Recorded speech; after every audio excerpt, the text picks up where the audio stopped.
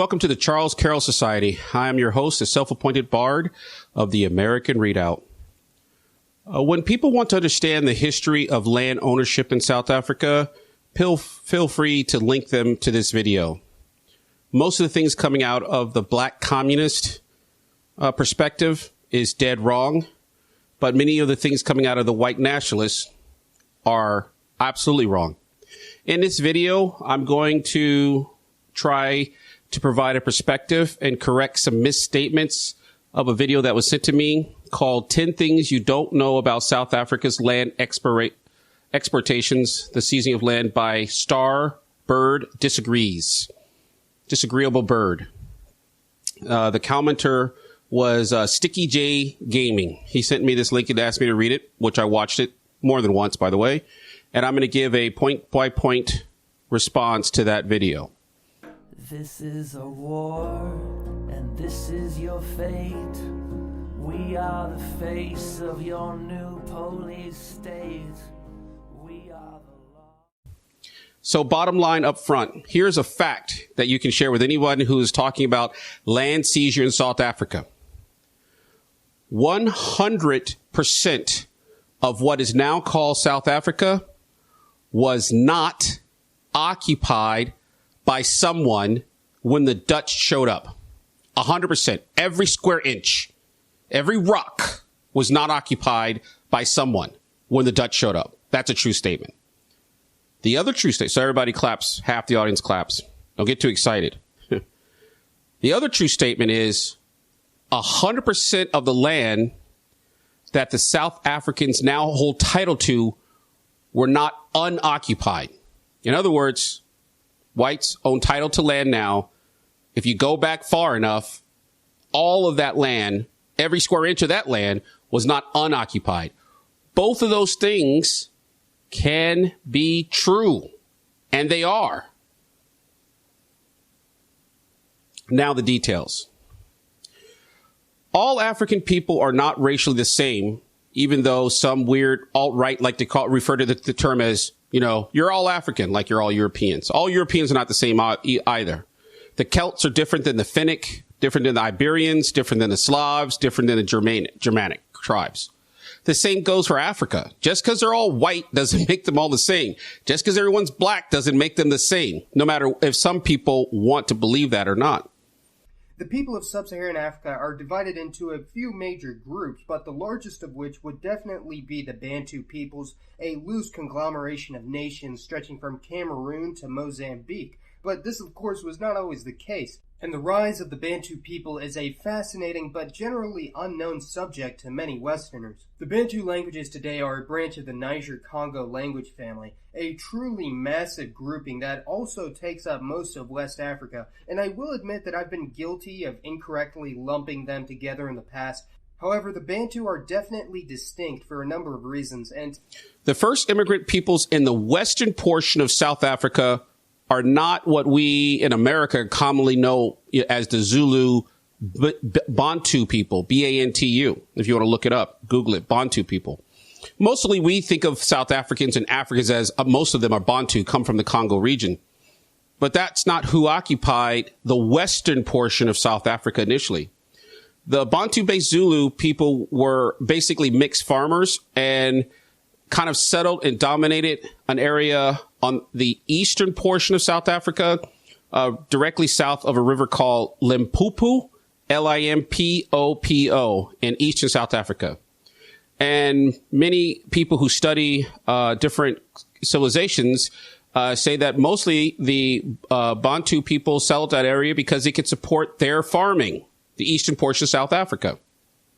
There was enough rainfall to support the farming. I've read many studies that suggest that is why the Bantu people kind of moved up to that area after they came out of the Central Africa and didn't kind of advance further initially. I don't like to call people native because, as we know, life didn't spring up all around the globe in different little specks. Everyone migrated. Everyone is a migrant. Everyone came in from somewhere else. Everywhere. You might have been the first person who got here, but you still came from somewhere else. And the first immigrant people of the Western South Africa was a people called the Khoi San. Khoi San? Khoi San. Khoisan, if you'd like to look it up. Those people, the Khoi, Khoi, people were generally ranchers. The San were generally people who were hunter-gatherers, and they existed in Western South Africa. Were the native peoples of this region of Africa before the arrival of the Bantus. There were many diverse groups in Central, Southern, and East Africa when the Bantus arrived, and although the exact distribution of peoples is not entirely clear, Central Africa was mostly inhabited by Pygmy peoples, most of Southern and East Africa by the Khoi San, and the Nilotes inhabited parts of East Africa as well. The Khoi San have inhabited Southern Africa for a mind-boggling amount of time, with some estimating that they've been in the Kalahari Desert for well over 100,000 years, and they are genetically and physically very distinct from Bantus and other Africans. The Khoi San still exist on the southern tip of Africa near the Cape of Good Hope, and some language isolates in East Africa have been classified as Khoi San, although their inclusion is dubious and requires further analysis. The Khoi San, the Khoi and the San people existed in Western and Central South Africa and all through the continent of Africa in various places. But specifically, we're concerned about South Africa near what they call Table Bay for hundreds of thousands of years. Through DNA testing, through looking at skeletons, we know that the Khoi San existed in South Africa for hundreds of thousands of years. When the first East Indian Trading Company showed up in actually they were back in the 1500s, but when they talked about stopping off their ships because they were coming from, obviously from Europe around the Horn of Africa into the East Asia Trading Company. In the 1500s, they talk about it. Let me see if I can find a picture. They have pictures and drawn of who they encountered on that land at Table Bay, which is now the South Asian Cape Town, South Africa. And they were the Khoi San, most like the Khoi, who a lot of old documentation call the Khoi. There's a picture. They were there. There were people there. It is true that the Bantu, who the Zulus descend from, displaced, killed, and dominated everyone they can get in their hands on. They were an expansionist, colonial people. The Zimbabwe Bantu people were colonial, expansionist, migrant people who came, who conquered, absorbed other people into their civilization. And they went to war numerous times against the Khoi San people. The Bantu and the Khoi initially were very separate people, but the Bantu Zulus took slaves, intermarried, and kept chattel slavery and other types of slaves. So now, after many years of conquering each other and fighting. The Khoi San actually never conquered the Bantu, but they have genetic mix. But that's just like Europe, you know, all these years of French fighting the Germans. Now a lot of them are intermixed. The earlier Dutch colonials did the same. They came and they fought the Khoi San people too. Of interest when I was studying about these people was that, come to find out that Americans of African descent have about 30% of their genetics are from the Bantu people from the Congo. I guess they were a very expansionistic people. The word Khoi, aka Khoi, were ranchers. Primarily, they gathered cattle. And yes, their original language often died out because they lived closer to the Dutch for a longer time. Afrikaans is their language. They don't take the language of the colonials. Their language, a lot of their original language died out. But the Dutch colonists call them Hottentots, Hottentots. The San tended to be hunter-gatherers that ranged off of Central South Africa, and the Dutch called them Buzeman, or in English, Bushmen. So, you know, somebody says, you're using their word for you. No, the Dutch actually had different words for them. The Khoi and the San, and now they call it the Khoi San. So that's the truth of land usage. There were people there. They were called the Khoi San, and I'm going to go over a little bit more as we see here. So one of the commenters said I should really take a look at this, which I hopefully have done in detailed and study this. I knew some of this before, but I wanted to break this out in different degrees, and I'm going to be putting in videos as we talk about this so we can understand and get things directly from people's mouths. So let's go over what Starbird Disagrees, this video I was sent. And he has some things that are not true in his video. Just simply not true. The first thing he says is the original owners of the land in South Africa are dead. That is not true. That is not true. William Stanley Peterson. I'm 45 years old. I'm the president of the Khoi San Revolution, a new political party. You know, in South Africa, as Khoi San people, we are the first and oldest nation here. But currently, there's no language that's been recognized in our own country. There's no acknowledgement and recognition for us as status, that give us status as Khoi San people. So that's a sore story. We felt that everybody and every government is failing us. I'm busy campaigning here in my area. Our main two things that we want to focus on is recognition with language and then land. We're claiming back our land because we want to govern ourselves. Nobody in South Africa bought this land. This land belongs to the Khoi San people.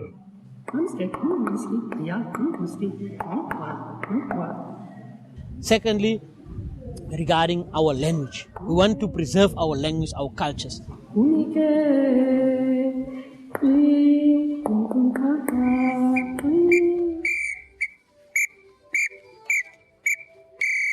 We are here in Steenkop.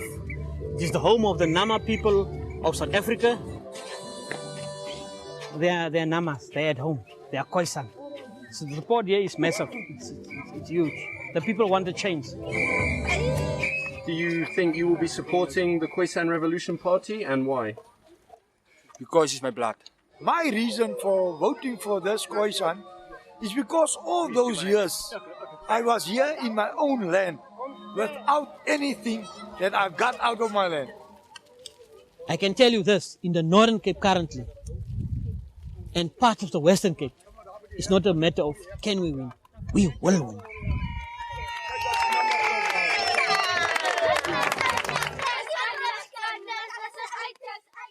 We want a better life for our children. That's what we're doing now. It is not for us to get a better life. It is for the children.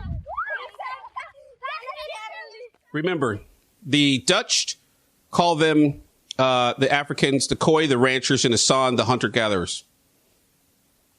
So when people try to claim that the Khoi San are no longer, remember this about America's first immigrant people, what we call the Native Americans who actually immigrated from Asia initially. They got here first, allegedly. There are many Native American tribes in America who say that if you have only 6.25% of the genetic material, you were considered part of that tribe. There are Native American tribes in America who have that as their requirement to be considered part of the tribe.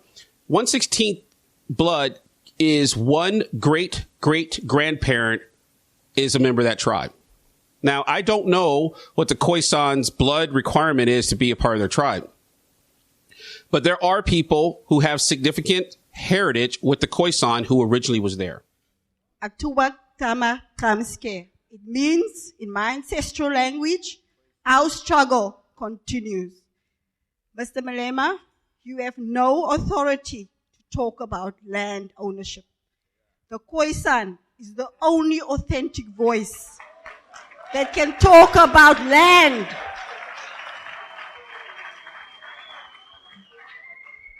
We were the first freedom fighters fighting the colonials when they came here 360 years ago.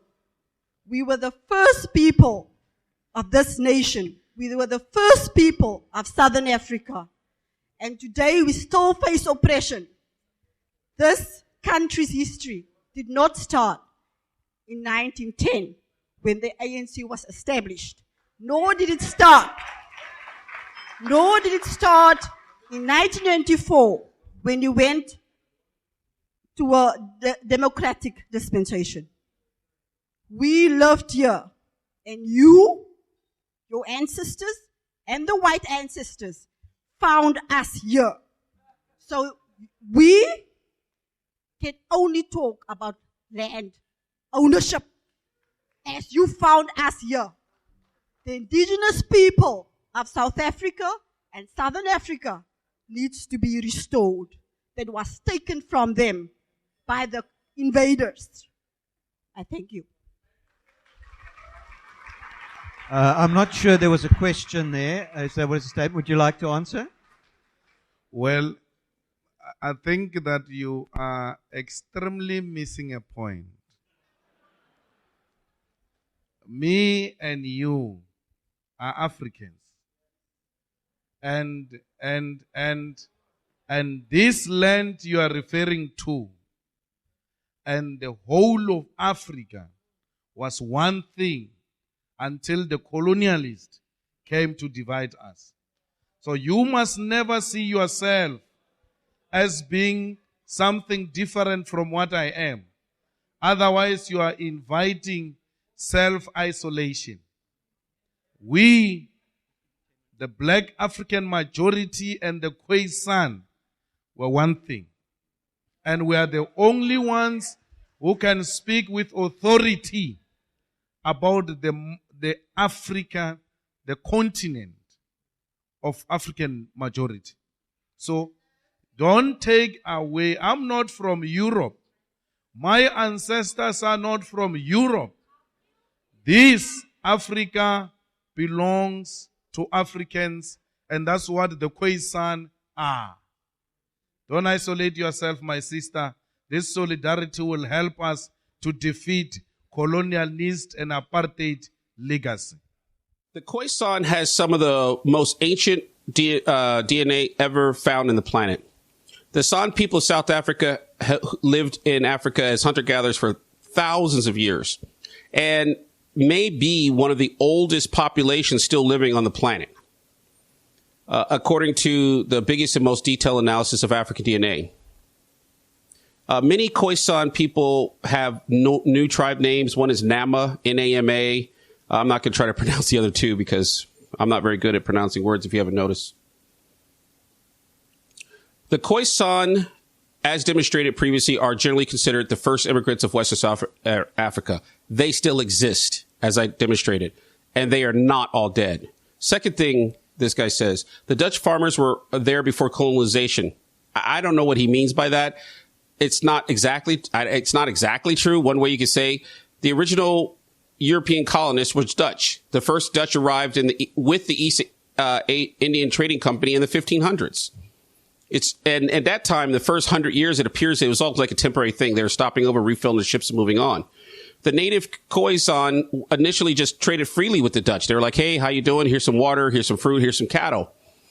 It wasn't until 1652 that the company board of directors of the East Trading Company of the Henry the 18th, H-E-R-E-N, based in Amsterdam, decided to establish a permanent post in Table Bay, or what will become up Cape Cod. And that was all Dutch. In 1657, the East Asian Trading Company released 9 of its employees from their contracts and granted them small farms in Table Mountain near Table Bay. All of that, by the way, was west of what they call the Liesbeek River, L-I-E-S-B-E-E-K River. Okay. So, he said, hey, the next thing this video claims is all the initial land purchased from the Khoi San was purchased freely. And that the Dutch were just peaceful people. The Dutch farmers, aka what they now call the Boers, were not any more peaceful than anyone else living in that time. The Zulus were bloodthirsty. I'm sure the Khoi San were fighting among themselves. The first Khoi, they call it the Khoi Dutch War, was 1659 to 1660. Why? Land. Even back then, 1659, the Khoi fought the Dutch over land. The Khoi San basically were ranchers, and when the Dutch came ashore, what they saw was all this empty land and no one on it. So they knew the Khoi lived there, so they said, hey, we're going to start setting up our farms here, or whatever they did. A lot of that land was grazing land, so the Khoi would run their cattle up here and come back. So they came back through, and suddenly they see fencing and people living here, and they're like, hey, our cattle goes here. This is some of the most lush fields that they absolutely needed. And the Dutch said, well, too bad. And the Khoi kept complaining that the Dutch were bringing in their own cattle and there wasn't enough grass in this part of the town for them. And remember, the Zulus are to the east of the Khoi San, and now the Dutch are to the south. So they fought a war, and the Khoi San came this close to slaughtering every single Dutch person in South Africa. But it didn't have it there. So, was the land all purchased? That's not true. All of the land was purchased? No, that was not true. The Khoi San were ranchers. They moved back and forth, as I explained. So, but instead of me being a YouTube philosopher, because you have enough of that, let's go back and talk and get data from John van Riebeeck. Last name Riebeeck. He lived from 1619 to 1677.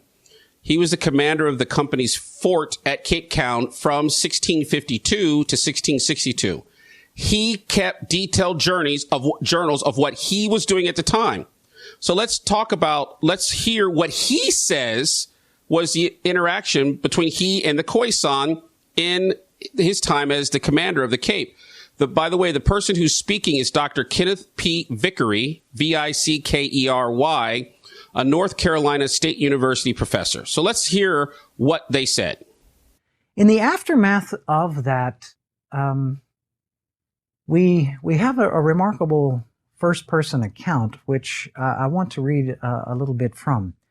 It comes from the diary, the journals of Jan van Riebeeck, who was for 10 years, from 1652 to 1662, the commander of the companies. When I say the company, I'm going to be referring to the Dutch East India Company, commander of the company's fort at Cape Town. Van Riebeeck then established that fort, and he kept quite meticulous, as I say, journals and diaries, and they're really a very rich source indeed.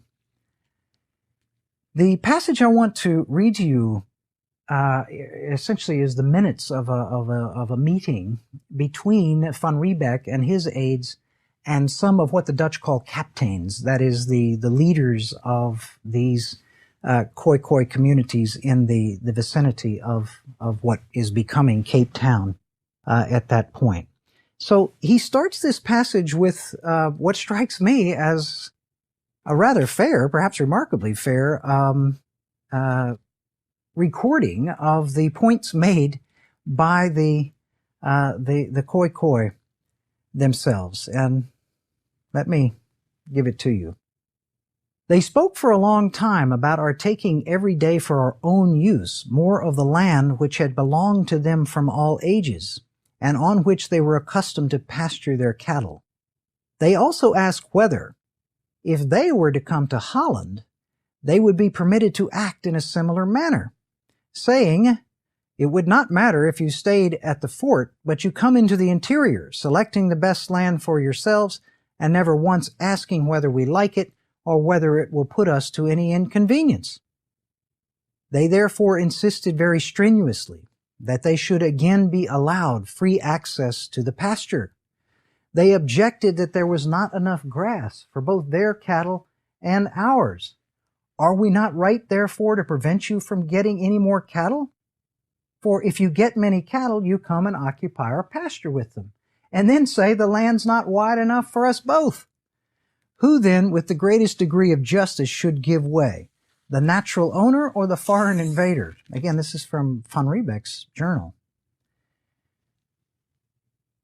It's remarkably candid, and it ends remarkably bluntly. Van Riebeeck's words. They insisted so much on this point that we told them that they had now lost that land in war, and therefore could not expect to get it back. It was our intention to keep it. Okay, so then this video claims that the Boers were very oppressed themselves. Yes, that is absolutely true. The Boers were essentially Calvinistic Christians primarily, who were very oppressed by what I believe is the Roman Catholics. I didn't confirm that. Some people believe that the American colonials were oppressed by the Roman Catholics. They were not. They were oppressed by the Church of England. And yes, the British did come down and hammer the Dutch even more during the time of Napoleon, because the Dutch lost the war against the British, and the British seized South Africa at the time. Slavery, he says everyone practiced slavery. Absolutely true. There was terrible slavery all over. I will say that I'd like to study the difference between chattel slavery. Chattel slavery is when a person has absolutely no rights, and how that was practiced. I haven't studied that in South Africa, but I'd like to understand. The Zulus kept other African slaves. That is absolutely true. Another interesting point is that the Dutch treated the Africans, local Africans, primarily, they treated them like slaves, but they were not officially slaves, especially the Khoi San. They were in most cases not officially slaves. It's very odd, because what happened was the Dutch imported other people as slaves, Muslims, Indonesians, Indians. And it's kind of strange to me, because this EFF party and this Julius character says that only Africans can speak for Africans now. And you're like, all the, what they call colored down there, the people who are not pure African, are mixed race. They're like, well, we've been here for 300 years because the Dutch brought us here. Is there no place in your society for us? And essentially, Julius and the EFF are saying, no, there is not. This is an African nation. They're just like they're black nationalists. They're just like the white nationalists. They're like, we've lived here all for 300 years. We have no roots anywhere else. And you're saying there's no space for us, that we can't be considered African? Yes, you can be considered Africans. Okay, then why are the whites who were here longer than we were, 400 years they've been in Africa, why aren't they considered Africans? No, they can't be. See how it all breaks down. He says that, this video claims by the disagreeable bird. He says that the Khoi San, which are the natives, were pushed out by the Zulus. Not true. Not exactly true. The Zulus primarily conquered eastern South Africa.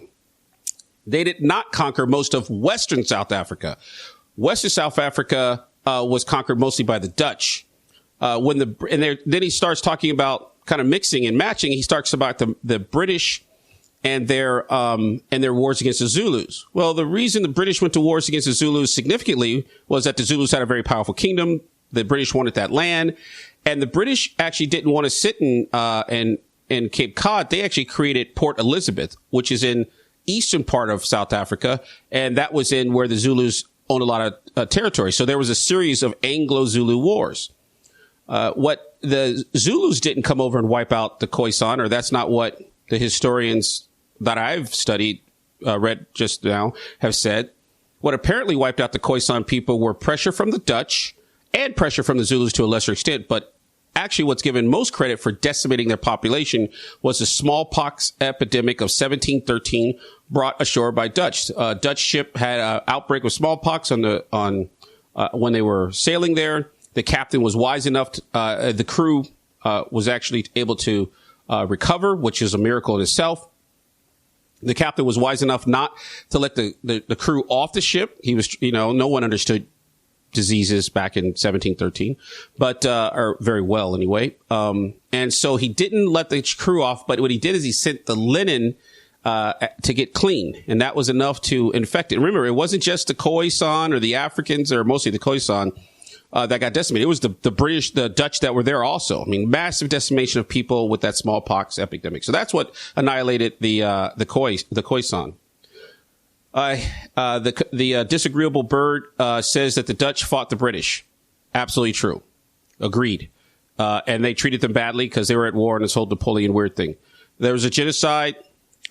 He claims that the disenfranchised, trying to steal the people's land is going to cause a genocide. Agreed. 100% agreed. And the evidence for that is whenever communists steal land, millions of people die. The disagreeable bird said, Julius Malema and the EFF are bad. I just made a video. Is the EFF, I'll try to link it right here. Is the EFF as bad as you said, as we think? It's worse. They are hard communists. And if the ANC continues to follow the EFF, then you might as well just become EFF and go down that route, because that's what's going to happen. You might as well just let the EFF take over. The ANC does not seem to have the spine to fight a horde idea of taking the South African country into a hard communist, nationalizing banks are arguing about, nationalizing mines, stealing land. I mean, they are going to take the country into the pits of hell. And they're worse than even the confused bird says, or the disagreeable bird says they are. He says Julius Malema of the EFF hates other races. Agreed. First of all, he's in the I already explained, he's a pan-black. What happens to the slaves that were brought to Africa? They don't have a space at the table? And why does the coloreds or the Khoi San, who consider themselves a complete separate people, like the French and the German, they're Germanic, at least, and as Germanic and the Slavs, or the Anglo and the Slavs, or the, or the Iberian and the Slavs, why do they all consider, I want to put a video up here. Why must they be considered African while the white Africans who have lived there for 300 years plus aren't considered Africans? So, like, when is the magical line of snap, you're African? If they're all African, then they all need to figure out how to live together, which is what I hope and pray and work for here in America, that we can figure out how to live together. Because if everybody who was here for 300 or 400 years had to go home, if America natives tried to do the same thing that this guy's doing, this nation would be decimated. I think I'm going to do another video about the farm murders because it is truly despicable. It is truly horrid. And, but there's some data that you need to know. There's just, everything you're getting is not exactly. The government claims there's nothing. People claim it's only white farmers getting slaughtered. Hint, it's not just white farmers getting slaughtered.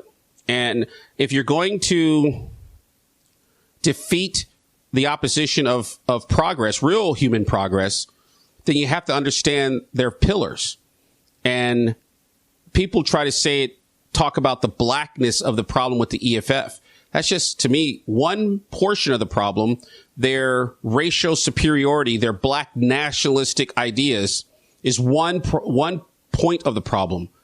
I think a much greater point of the problem is their communist ideas. And in communism, they want to disenfranchise all landowners, white or black. 30% of South Africa's land is black.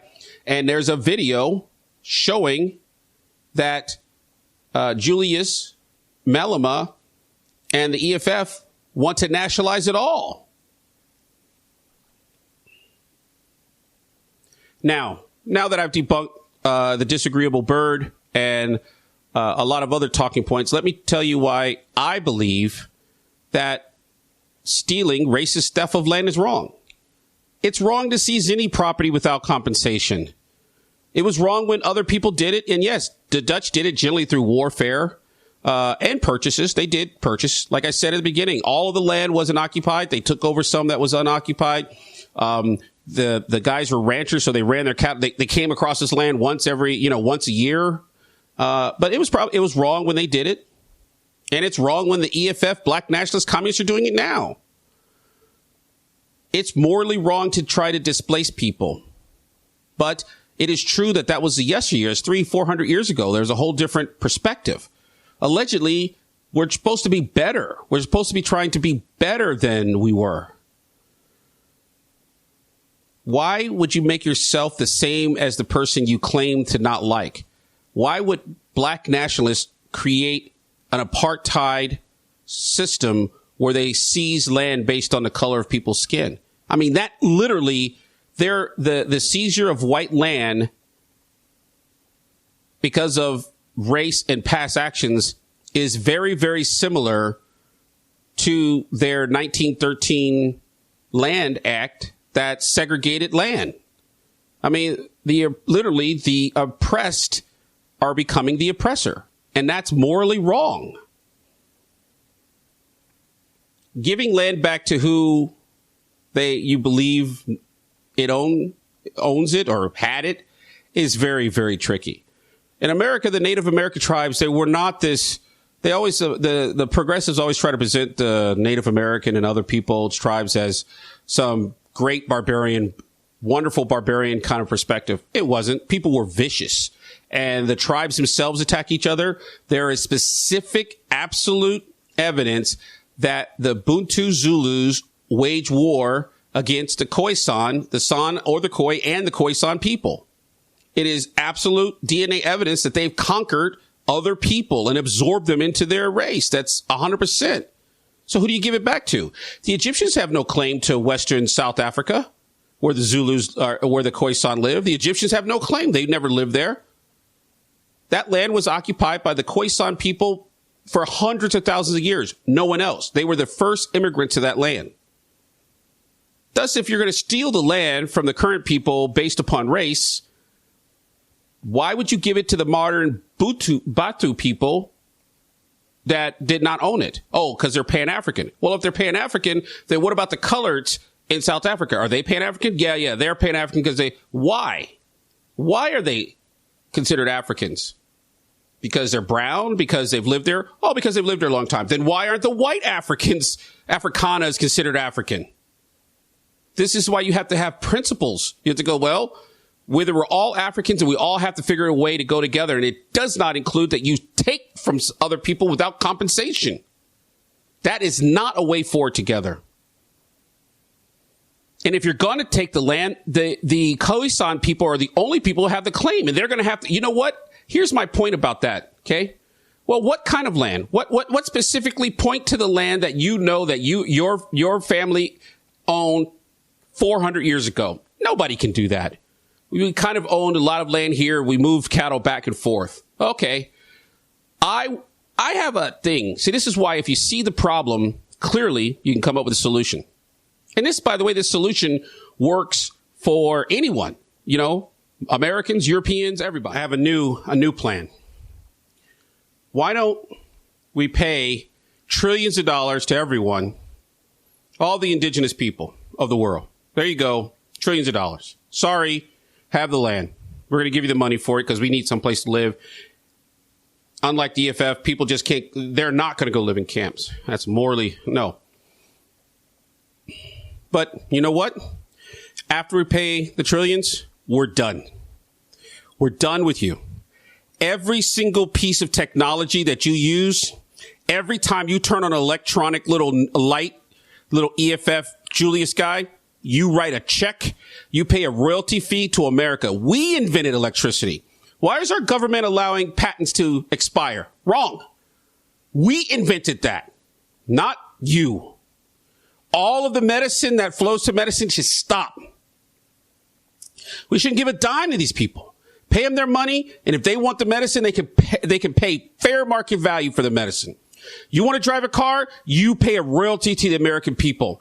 You turn on a light bulb, you pay a royalty. You fly in an airplane, you pay a royalty to the American people. You pick up a phone, every phone call in the world takes 1 cent.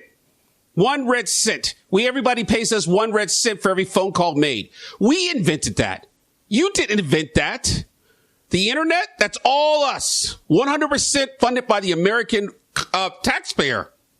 I'm sick of it. So if you apply, that's my approach. I'm done. You want it? Here it is. What's the value of so we'll apply it to the problem in South Africa. You want to steal land from people? Okay. Everyone who knows anything about farming knows that the value of a farm is it's like 10%, 20% land. Matter of fact, I think literally the land, I recently purchased a ranch here. And I think it was like 20% of the value of the entire property was the land. Maybe less. It's all the improvements. The Khoi San, the Zulu Batu, they didn't do those improvements. They're not driving in those roads. Those roads weren't there when the Dutch showed up. The ports, the deep water ports, the massive infrastructure, the electrical lines, none of that. So one is you just pay for the land as it was back then. Go ahead. Here's the money as the land. You're going to take it. Then that means the people who done all those improvements have every single right to tear up every single improvement made to that property. Tear it up and take it with them. That's not the land that was taken. And then you know what? Charge them every single thing. You want vitamin C? Pay. You want penicillin? That was invented by Europeans. By the way, I just realized that's another argument against the alt-right. It's not just race that makes this decision.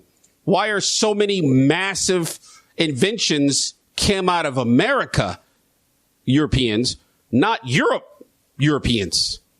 America has had a massive number of inventions. Why? Pay them their money. The land is original. That's a fair thing. And then you need to, the people who take that, you want this tractor, you need to pay me for it. You want the water pipe, the water pump, I'll sell it to you. Every single improvement.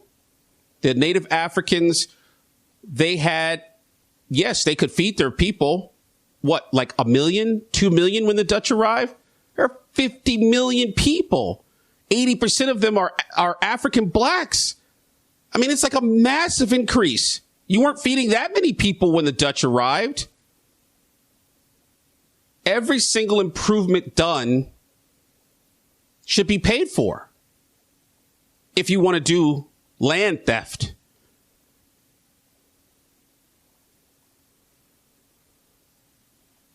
One of the last reasons why stealing land is wrong is because in history, nearly every single time we do anything with an easy answer, it's wrong. Oh, that's an easy answer. Let's do that. It's almost always wrong. It's almost always more difficult to do the right thing.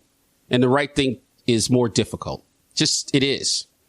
This EFF, this economic freedom fighters, are providing easy answers. There are massive, massive poverty in Africa. Whose fault is that? White people. And that's not true. Then why is Congo poor, have massive poverty?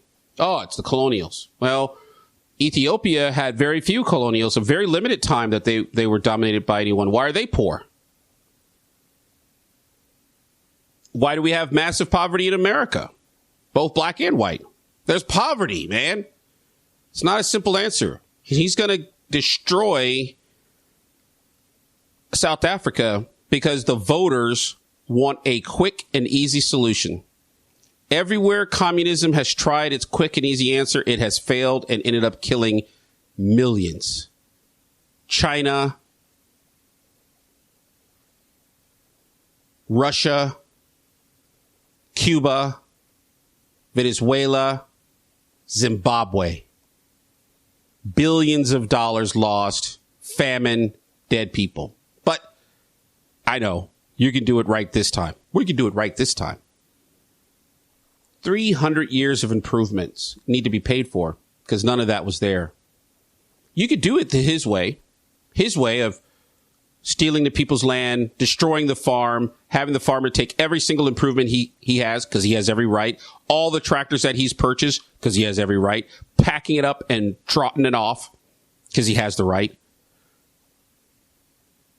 Just because someone passed a law that says that blacks can't vote or blacks can be property or any kind of minority can be destroyed doesn't make the law moral. Doesn't make the law valid. It's because God has given man rights, inalienable rights, which means you can't place a lien on them. It can't be removed. Life, liberty, and the pursuit of happiness. Property rights are there. They should be respected. The easy way is to try to take the land, destroy it, and end up like every other communist basket case who's tried this, which I guarantee is what's going to happen. The harder thing to do is to learn how to live together and move forward. That's hard. Take care. Make the right decision. Viva Cristo Rey, Viva Cristo Rey, Viva Cristo Rey y the Virgin of Guadalupe.